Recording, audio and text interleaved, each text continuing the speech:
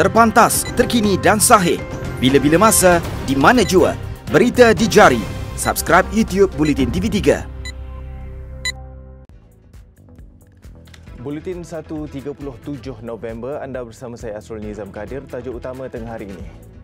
Kandungan industri kreatif mampu jadi ekspor yang boleh menguntungkan negara. Dan lagu Malaysia Kerajaan sedang teliti hapuskan Akta Rahsia Rasmi 1972 Akta 88.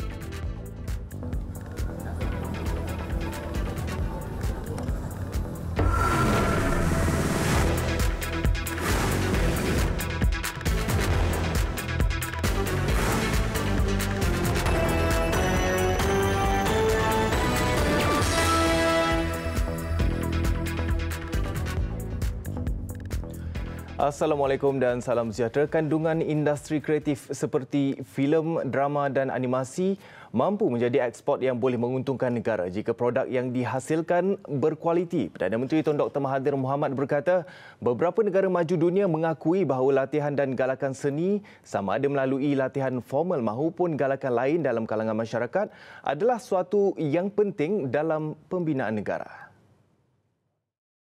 Industri kreatif merupakan sektor yang sedang berkembang maju di Malaysia. Sehingga 31 Mac 2019, terdapat 345 syarikat berstatus MSC Malaysia di bawah kluster kandungan kreatif dan teknologi daripada jumlah keseluruhan 2,986 syarikat berstatus MSC Malaysia yang aktif. Tambahnya, syarikat berstatus MSC Malaysia di bawah kluster ini telah mencatatkan nilai jualan sebanyak 7.69 bilion ringgit dengan nilai ekspor sebanyak 1.4 bilion ringgit dan telah menyediakan sebanyak 11,471 peluang pekerjaan pada 2018. Beliau berucap sempena istiadat Convocation Aswara ke-15 yang menyaksikan seramai 171 graduan daripada 7 fakulti menerima ijazah sarjana muda, ijazah sarjana seni kreatif dan ijazah doktor falsafah. Dalam majlis sama, Perdana Menteri dianugerahkan ijazah kehormat kedoktoran seni kreatif pembangunan kesenian kebudayaan. Penganugerahan dikurniakan sebagai tanda penghargaan dan penghormatan di atas jasa dan pengorbanan Tun Dr. Mahathir dalam membangunkan dan melestarikan bidang kesenian, kebudayaan dan warisan. Anugerah disampaikan oleh Rektor Aswara, Profesor Madya Sahar Saadi Hashim. Manakala isteri Perdana Menteri Tun Dr. Siti Hasmah Muhammad Ali dikurniakan ijazah kehormat kedoktoran seni kreatif, promosi seni kreatif atas sokongan padu bagi mengangkat industri seni persembahan tanah air. Istiadat Convocation tahun ini juga melakar sejarah kerana fasiliti yang digunakan telah dirasmikan oleh Tun Dr. Mahathir pada 1994 sebagai tempat persembahan kesenian budaya warisan melalui hasil kerja pelajar dan penggiat seni tanah air. Disempurnakan oleh Vivo Nex 3, masa depan tanpa batasan.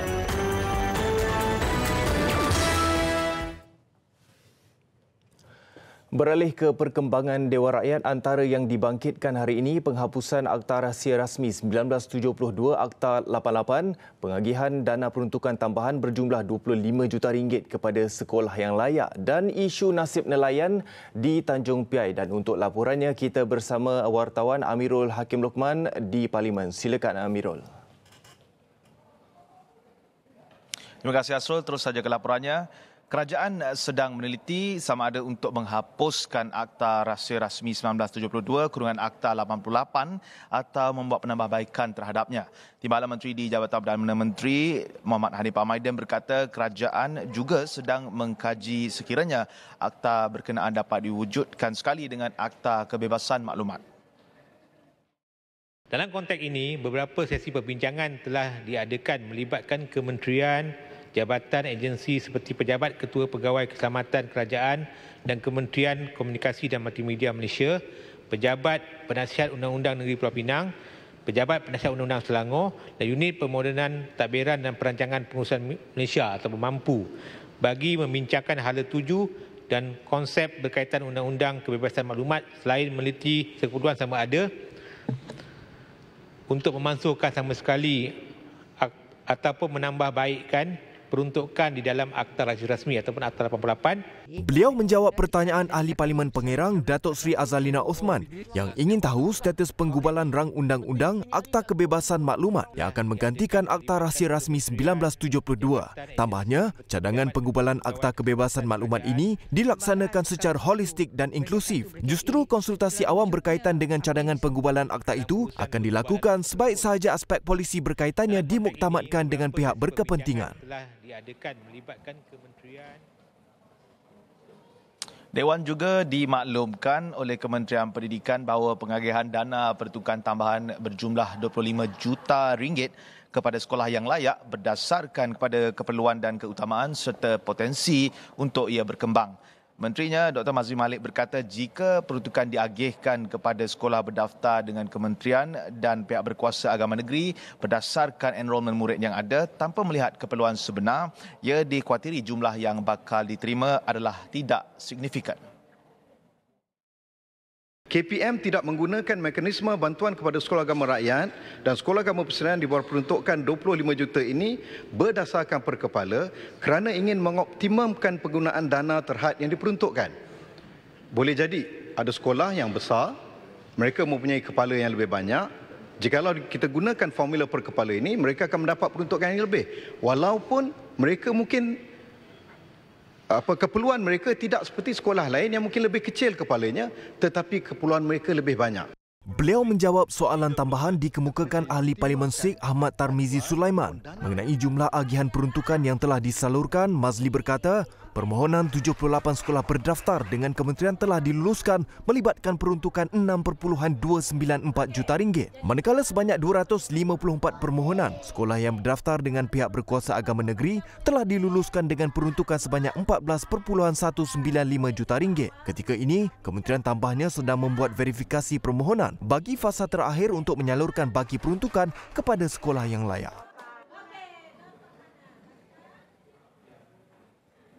Turut berkumandang isu nasib nelayan di Tanjung Piai yang terkesan akibat projek pembangunan sekitar kawasan pelabuhan Tanjung Pelepas. Menteri Pertanian dan Industri Asas Tani Datuk Salahuddin Ayub berkata kerajaan akan memastikan nasib nelayan terbabit terbela. Ia termasuk mempertingkatkan kemahiran nelayan untuk beralih kepada bidang akuakultur selain menjadikan Tanjung Piai sebagai hub industri kerang dan kawasan projek agro pelancongan.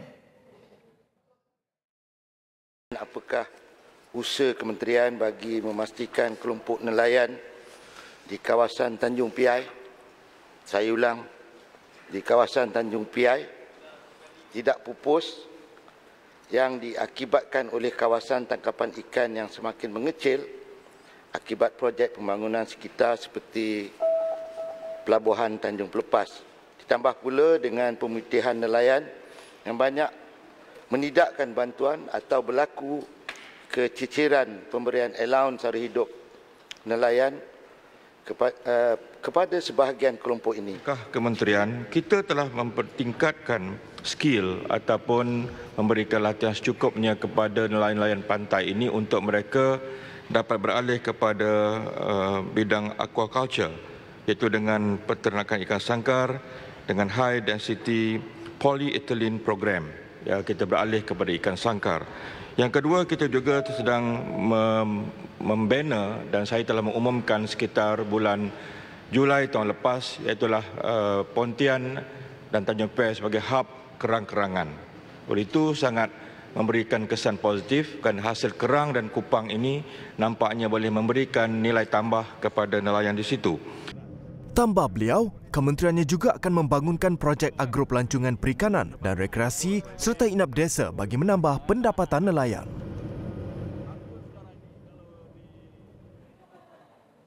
Dengan itu, sekian saja perkembangan dari Parlimen. Sidang Dewan berehat ketika ini dan akan bersambung pada jam 2.30 petang nanti. Kembali bersama Asrul untuk laporan seterusnya.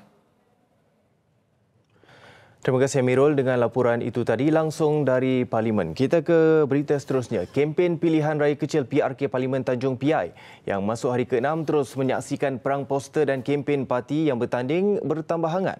Tumpuan itu lokasi strategik termasuk di semua pusat daerah mengundi PDM yang dihias dengan bendera, kain rentang serta poster calon.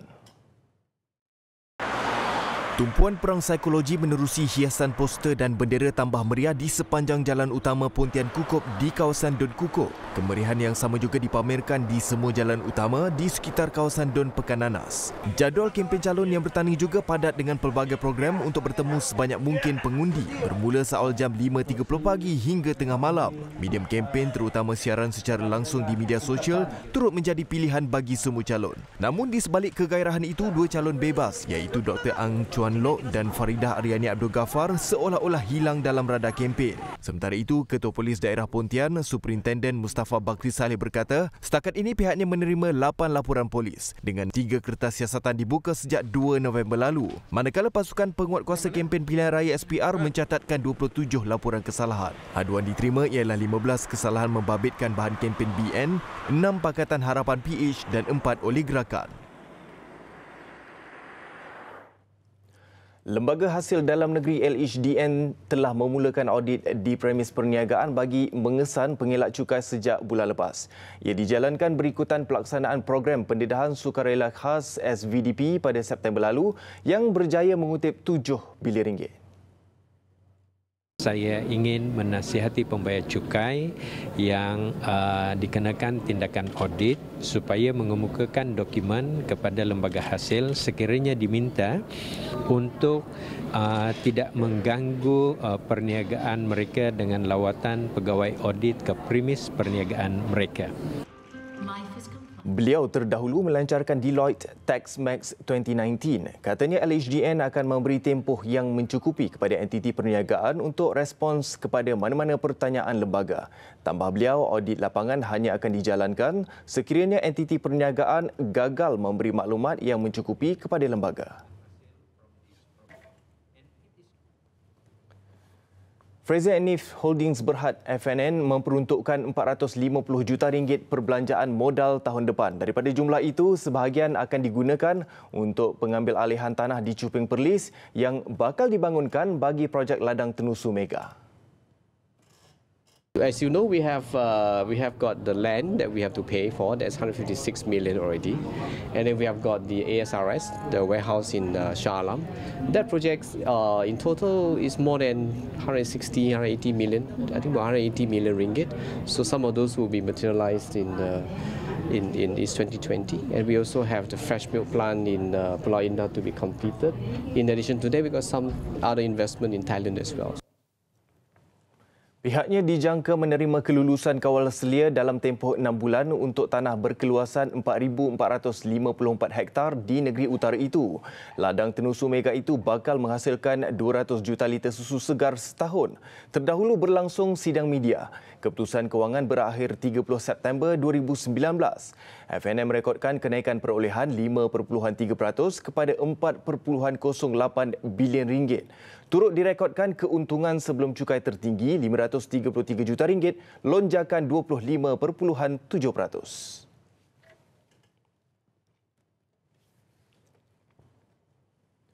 Perlu menjalani rawatan dialisis 3 kali seminggu bagi merawat kegagalan fungsi buah pinggang. Nasib itu tambah getir jika pesakit terdiri dalam kalangan golongan tidak berkemampuan. Di bahagian Serai Perak, hampir 100 pesakit golongan itu bergantung harapan kepada khidmat disediakan sebuah NGO.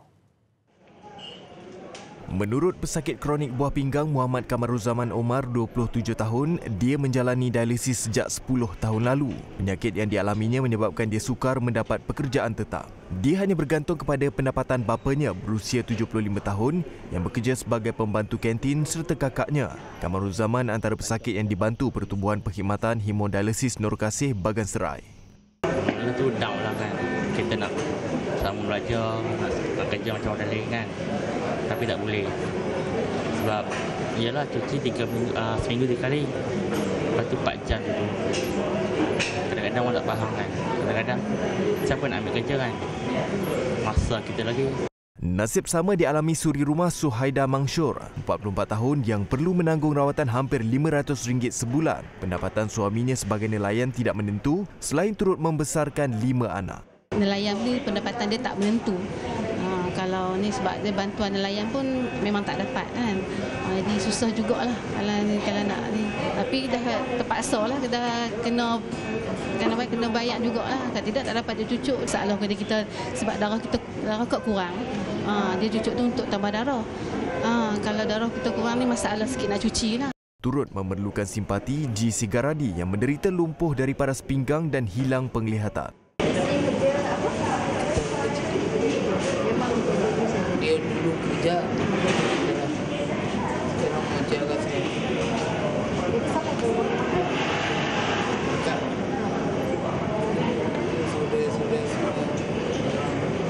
Bila-bila ke sini.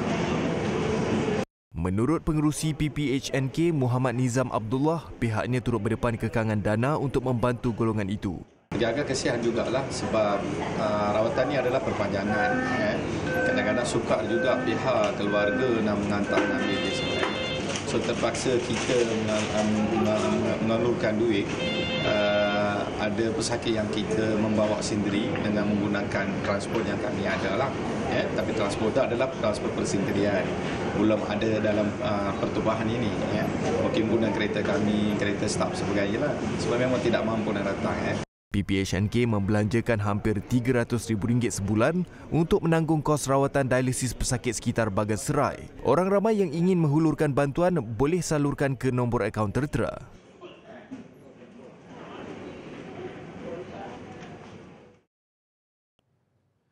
Kelaporan antarabangsa, seorang pemimpin parti pembangkang yang sudah diharamkan di Kemboja, Parti Penyelamat Nasional CNRP, ditahan pihak berkuasa Immigration Malaysia.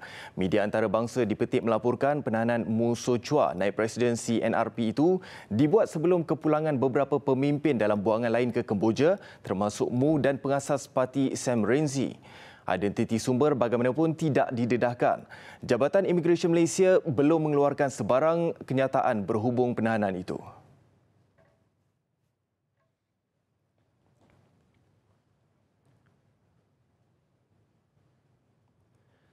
Cyprus memulakan proses melucutkan kerakyatan 26 individu yang menerimanya menerusi skim pasport rahsia untuk pelaburan. Ia berikutan asakan dengan pendedahan skim pelaburan berkenaan selepas agensi berita Reuters melaporkan senarai nama penerima dari Kemboja termasuk Menteri Keuangan dan Ketua Polis. Antara 26 individu berkenaan termasuk 9 rakyat Rusia, 8 rakyat Kemboja, 5 China, 2 Kenya dan masing-masing 1 dari Malaysia dan Iran. Identiti individu terbabit tidak didedahkan Kementerian Dalam Negeri Cyprus. Namun akhbar tempatan melaporkan Lo Tek Jo atau Jolo antara individu terbabit. Cyprus memberi kerakyatan untuk pelan pelaburan sejak 2013 dengan pelaburan minimum $2.2 juta Amerika. Sekurang-kurangnya 8 orang cedera termasuk 4 pelancong dalam serangan bersenjata pisau di Jirash, Jordan. Antarabangsa yang cedera adalah 3 pelancong dari Meksiko dan seorang wanita Sweden. Seorang pemandu pelancong warga Jordan serta pengawal keselamatan turut cedera ketika cuba menghalang penyerang itu. 4 mangsa cedera parah manakala 4 lagi mengalami cedera ringan. Kesemua mangsa menerima rawatan di sebuah hospital di Jirash. Suspek ditahan pihak berkuasa dan motif kejadian masih disiasat.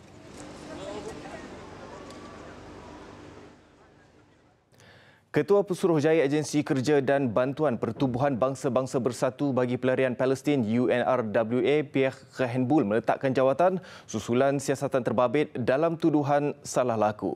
Sehingga kini UNRWA memainkan peranan dalam memberikan bantuan kepada 5 juta pelarian berdaftar di tebing barat, Semenanjung Gaza, Baitul Maqdis Timur, Jordan, Lubnan dan Syria. It is vital that member states and other partners remain committed to the agency and the services it provides. It is also critical for the international community to support the crucial work performed by the agency in the areas of health, education and humanitarian assistance. Ujar beliau, jawatan berkenaan akan dikosongkan sehingga siasatan selesai. Sepanjang tempoh berkenaan, Christian Saunders dilantik sebagai pemangku Ketua Pesuruhjaya. Kita ke segmen sukan. Skuad bawah 18 tahun negara berpesta gol di bumi Kemboja malam tadi selepas membelasah Brunei 11-0 dalam aksi kelayakan kejuaraan bawah 19 tahun AFC 2020 di Stadium Nasional Olimpik Phnom Penh, Kemboja. Penyerang remaja sensasi Luqman Hakim Syamsuddin membuktikan ketajamannya apabila meledak 4 gol pada minit ke-21, 22, 24 dan 41. 7 lagi gol disumbangkan Muhammad Azrin Afiq minit ke-17, Muhammad Azam Azmi minit ke-31 dan 60, Muhammad Aiman Afif minit ke-39, 84 dan 90 dan Harith Haikal Adam minit ke-58. Kemenangan itu menyaksikan skuad muda negara menghuni tangga kedua kumpulan dan berkongsi enam mata bersama pendahulu Thailand. Ia adalah kemenangan kedua skuad kendalian Brad Maloney selepas menumpaskan tuan rumah 5-4 pada aksi pertama kumpulan G Sabtu lalu. Anak buah Maloney akan mengharungi aksi ketiga berdepan Northern Mariana Islands di gelanggang sama esok yang telah diaibkan Thailand sebelum ini 21-0. Bagi Brunei pula, keputusan itu menyaksikan kekalahan terbesar kedua mereka selepas dibelasah Thailand 9-0 Isnin lalu.